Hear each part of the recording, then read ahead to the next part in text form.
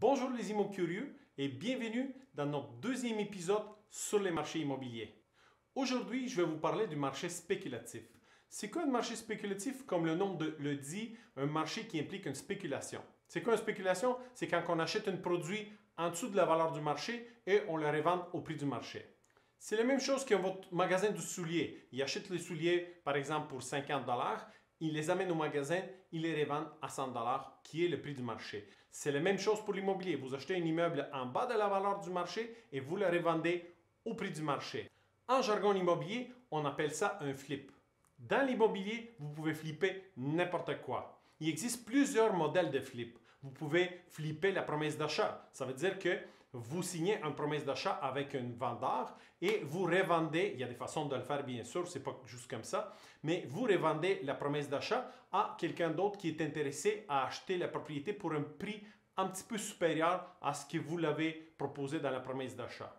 De cette façon-là, vous pouvez générer 5, 6, 10, 20 000, dépendamment de la valeur de propriété. Vous pouvez faire aussi un flip tel quel. Un flip tel quel, c'est quand vous achetez une maison et vous la revendez sans rien toucher à cette maison-là, vous la juste revendez à un prix supérieur.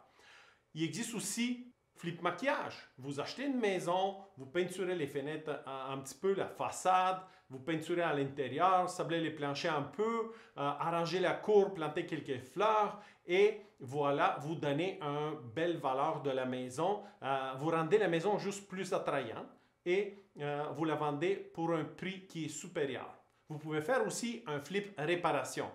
Ça veut dire quoi? Ça veut dire que vous achetez une propriété qui a probablement des problèmes majeurs et vous voulez le remettre en vie ou simplement une propriété qui a besoin d'amour, qui a besoin de le mettre au goût du jour. Alors, vous mettez au goût du jour la cuisine, salle de bain, repeinturez, faites des travaux là-dedans et de cette façon-là, vous donnez un plus-value aux propriétés et cette propriété-là peut être vendue pour un prix supérieur.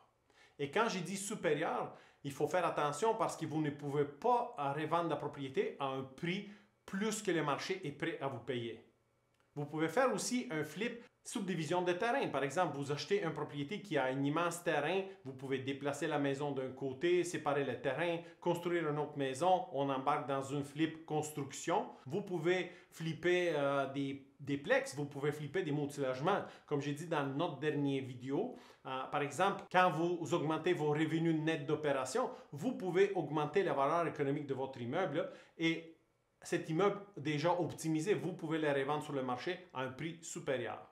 Cependant, avant de vous lancer, il faut connaître quelques particularités. Première chose, au moment que vous touchez à la maison, dans le sens que réparation, rénovation, construction ou quoi que ce soit, vous devez avoir des licences de la Régie des bâtiments de Québec. C'est la loi.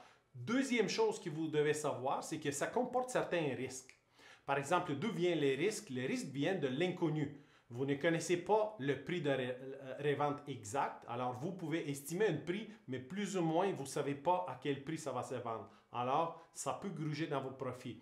Deuxième chose, le délai de vente. Souvent, dans les flips, on utilise un prêteur privé. Mais vous savez que plus que vous gardez la maison, plus que ça va vous coûter cher avec le prêteur privé, malgré que l'utilisation d'un prêteur privé, c'est mandataire.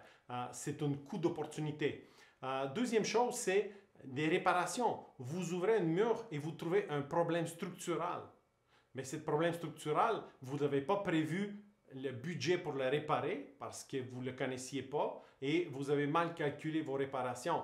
Si vous le cachez, c'est un acte criminel. Vous ne pouvez pas le cacher. Vous devez l'annoncer. Si vous l'annoncez, là, vous allez perdre de l'argent de vos profits. Alors, dans tous les cas, ça comporte beaucoup de risques. Ça prend certaines connaissances. Comme j'ai dit, avoir des connaissances, c'est beaucoup plus important que d'avoir de l'argent. Alors, c'est tout pour aujourd'hui. Si vous avez aimé cette vidéo, cliquez sur j'aime. N'oubliez pas d'adhérer à notre chaîne pour apprendre plus sur l'immobilier.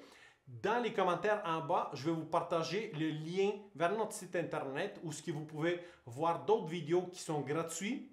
Et n'hésitez pas de me poser vos questions. Je suis là pour vous répondre et vous aider à réussir.